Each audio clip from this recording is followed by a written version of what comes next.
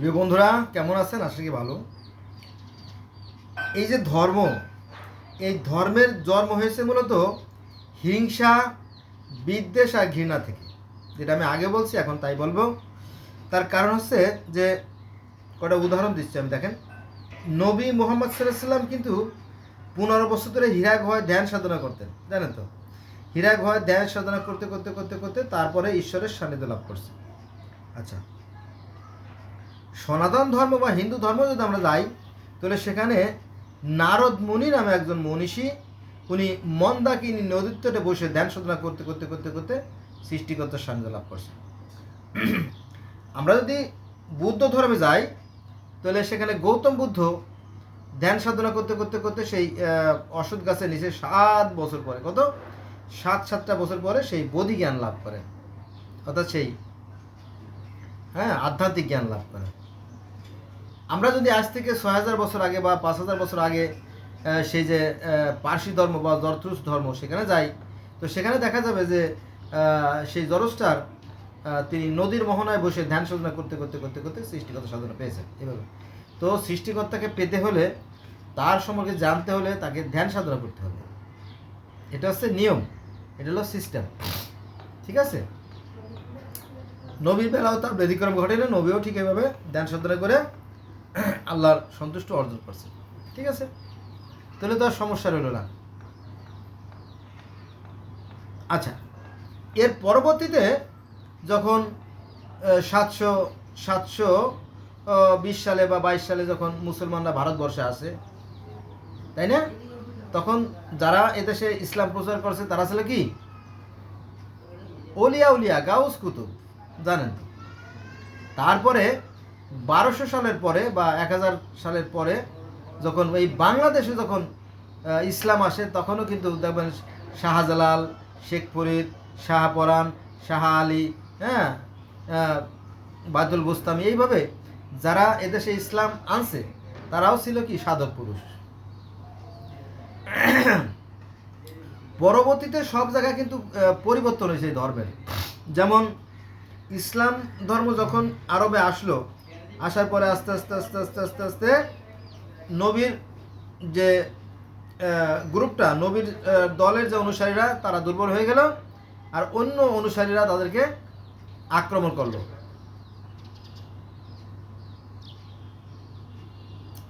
আক্রমণ করার পরে নবী মুহাম্মদ সাল্লাল্লাহু আলাইহি সাল্লাম এর যে পরিবার বর্গ এবং তার বংশ, সবাইকে সমূলে কিন্তু নিশ্চিহ্ন করা হয়েছে, জানেন তো? আচ্ছা, কিছুটা উদাহরণ না দিলে আপনারা বুঝতে পারবেন না। সেটা হচ্ছে যে নবী মুহাম্মদ সাল্লাল্লাহু আলাইহি সাল্লামকে বিষ প্রয়োগ করা হলো। এ নিয়ে মতভেদ আছে যে বিষ প্রয়োগের ফলে তিনি মারা গেছেন কি কারণ না জানা যাক। তো নবী মুহাম্মদ সাল্লাল্লাহু আলাইহি সাল্লামকে বিষ প্রয়োগে হত্যা করা হলো, ধরেন না। তারপরে মা ফাতেমাকে হত্যা করা হলো, মা ফাতেমার পেটের বাচ্চাকে হত্যা করা হলো, হাসানকে হত্যা করা হলো, হোসেনকে হত্যা করা হলো, আলীকে হত্যা করা হলো, জয়নালকে হত্যা হলো, আলী আসগারকে হত্যা করা হলো, তাই না? নবীর আহলে বায়েত যারা ছিল তাদেরকে হত্যা করা হলো, নবীর পরিবারের অর্থাৎ নবীর বংশের 32 জনকে হত্যা করা হলো, আলীর 61,000 সৈন্যকে হত্যা করা হলো, অর্থাৎ নবীর যারা ছিল সবাইকে মেরে কেটে নিশ্চিহ্ন করে দিয়েছে। ঠিক আমাদের এই ভারতবর্ষ বা বাংলাদেশেও কিন্তু এর ব্যতিক্রম ঘটে নাই। এই সমস্ত বাংলাদেশের এই সমস্ত অঞ্চলে যে সমস্ত ওই যে গাউস কুতুব, অলি আউলিয়ারা আসছিল, তারাও কিন্তু এখন মার খাচ্ছে, আপনারা জানেন তো, তাই না? যে এখন সেই মাজারগুলোতে আগুন লাগাই দেওয়া হচ্ছে, মাজারগুলো ভেঙে দেওয়া হচ্ছে। কেন দেওয়া হচ্ছে? তার কারণ হচ্ছে যে ব্রিটিশরা যে মাদ্রাসা চালু করে দিয়ে গেছে, এই মাদ্রাসায় এখন অনেক ছাত্র, অনেক ছাত্র। দেখবেন যে একটা এলাকায়, একটা গ্রামে বা একটা ইউনিয়নে বা একটা উপজেলায় দেখছে একজন সাধক পুরুষ আছে, 1-2 জন মাত্র সাধক পুরুষ। তো আর এখানে দেখালো মাদ্রাসার ছাত্র আছে মাত্র 20,000 বা 10,000 বা 50,000, তাই না? তো চিন্তা করলো কি, আমরা ওই ন্যাংটা পিঠের কথা শুনবো, আর এই আমরা এত সংখ্যায় থাকতে ওটা ভেঙে দে, তাই না? এইটার বিষয়। এ ব্যাপারে কোরআনে কি বলছে দেখেন। কোরআনে আপনি কিভাবে এই করবেন, নামাজ পড়বেন, আছে না?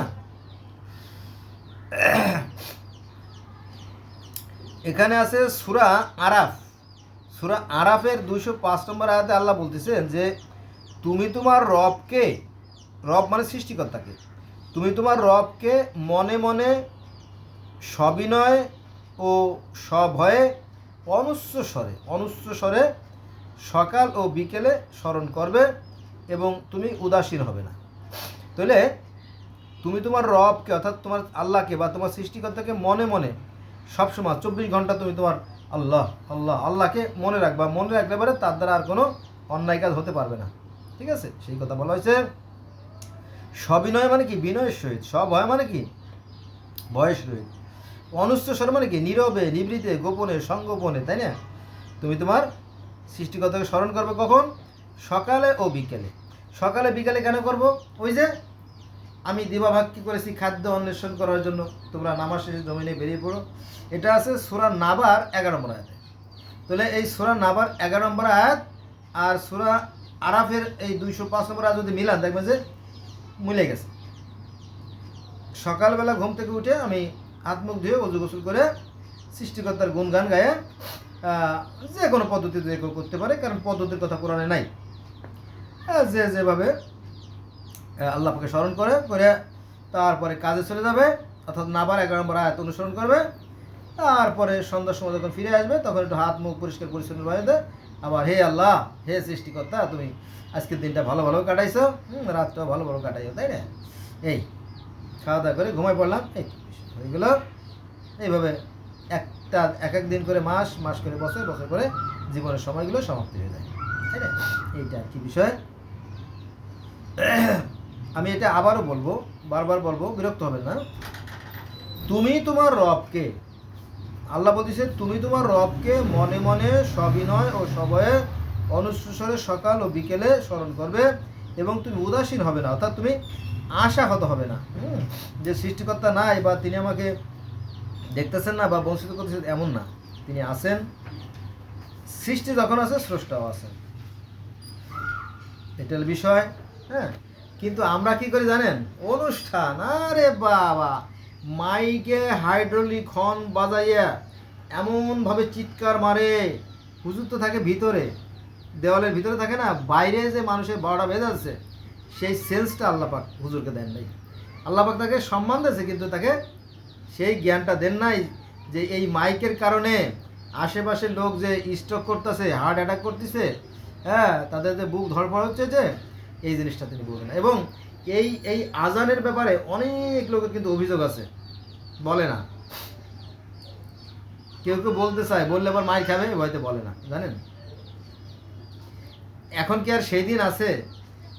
তখনকার দিনে হয়তো কোনো ঘড়ি ছিল না, তখনকার দিনে কোনো মোবাইল ছিল না, ল্যাপটপ ছিল না, কম্পিউটার ছিল না, তাই না? এখন তো সবই হয়েছে, তাই না? তার মানে এই না যে আমি বলবো না যে আজান বাদ দিয়ে দেন, আজান বাদ দেন, কিন্তু মানুষের ক্ষতি করে আজান কেন দেবেন, তাই না?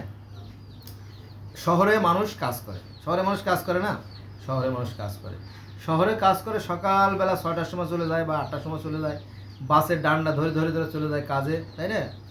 কাজের থেকে আসে, আসার পরে 4টার সময় আসে, 4টার সময় আসার পরে একটু ক্লান্ত বিশ্রাম নিতে গেছে, অমনি চিৎকার করে শুরু করেছে আজান। তখন মানুষ কিন্তু ঘুম ভেঙে যায়। আবার সকালবেলা যখন ঘুমের সময় তখন কিন্তু আবার চিৎকার করে আজান দেয়, তাতেও কিন্তু ঘুম ভেঙে যায়, তাই না? আজান দেখ একটা লিমিটেড যে সাউন্ডের ভিতরে দেখ, বা এটা কী লাভ? এই চিৎকার চেঁচামেচি কিন্তু লাভ হচ্ছে না। লাভ হচ্ছে বাস্তবে করে, লাভ হচ্ছে। আপনি ভালো লোক পাইছেন, দেখছেন ভালো লোক? সব চোর, সব চোর, সব চোর, চোর চোর চোর চোর চোর। আমি তো দেখি সব চোর। একটা পিয়ন, একটা ঝাড়ুদার, একটা সুইপার, একটা ক্লিনার, একটা কেয়ারটেকার, সব 10 লাখ টাকা না দিলে পরে চাকরি হয় না। সিটি কর্পোরেশনের চাকরি টাকা না দিলে চাকরি হয় না। কেউ যদি চাকরি ছেড়ে দেয় তাহলে টাকা দিয়ে চাকরি কিনে নেয়। এই তো পুলিশের চাকরি, পুলিশের চাকরি হওয়ার 5 বছর আগে চাকরি হয়ে থাকে। কারণ কি জানেন? পুলিশের বড় বড় অফিসার যারা আছে, সবাই না কিন্তু, আমি সবার কথা বলতেছি না, পুলিশের বড় বড় অফিসাররা আছে, তারা কি ঘটক পাঠায় যে দেখো আমরা তো মাস 6 পরে তো আবার সার্কুলার আছে, আমরা পুলিশ নেব 3000, তুমি দেখবা যে কোন ছেলেটা ফিটেস্ট, কোন ছেলেটা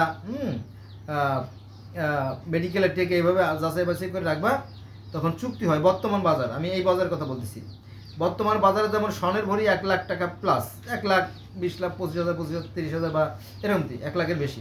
কিন্তু 99 সালে স্বর্ণের ভরি ছিল মাত্র 5,000 টাকা, তার আগে ছিল স্বর্ণের ভরি 3,000 টাকা। 99-তে আমি বিবাহ করছি, তখন আমি স্বর্ণ কেনা লেগে গেছিলাম স্বর্ণপড়িতে, ফরিদপুরে স্বর্ণপড়িতে গেলাম, তখন আমি জানলাম যে স্বর্ণের ভরি 5,000 টাকা। ঠিক আছে। 2007 সালেও আমি 2000 কত সম্ভবত 2004 সাল বা 3 সালেও আমি 7,000 টাকার ভরি কিনছি আপনার নিউ মার্কেটের বিকে জুয়েলার্স থেকে। নিউ মার্কেট আছে না, ঢাকা নিউ মার্কেট, গাউসিয়া, ওখানে বিকে জুয়েলার্স থেকে আমি 7,000 টাকা ভরি স্বর্ণ কিনলাম, বালা কিনলাম, ওয়াইফের বালা কিনলাম। সেই ছিল আমার শেষ কেনা স্বর্ণ। আর দাম যখন বেড়ে গেল